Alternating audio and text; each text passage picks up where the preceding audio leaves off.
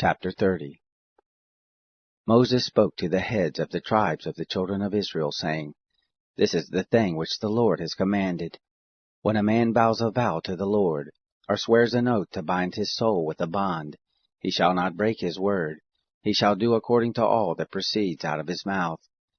Also, when a woman vows a vow to the Lord, and binds herself by a bond, being in her father's house in her youth, and her father hears her vow, and her bond with which she has bound her soul, and her father holds his peace at her, then all her vows shall stand, and every bond with which she has set a bound for her soul shall stand. But if her father disallow her in the day that he hears, none of her vows, or of her bonds with which she has bound her soul shall stand, and the Lord will forgive her, because her father disallowed her.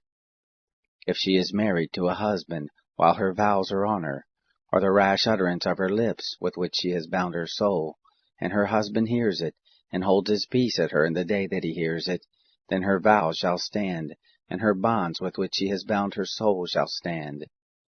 But if her husband disallows her in the day that he hears it, then he shall make void her vow which is on her, and the rash utterance of her lips, with which she has bound her soul, and the Lord will forgive her. But the vow of a widow, or of her who is divorced, even everything with which she has bound her soul shall stand against her. If she vowed in her husband's house, or bound her soul by a bond with an oath, and her husband hear it, and held his peace at her, and didn't disallow her, then all her vows shall stand, and every bond with which she bound her soul shall stand.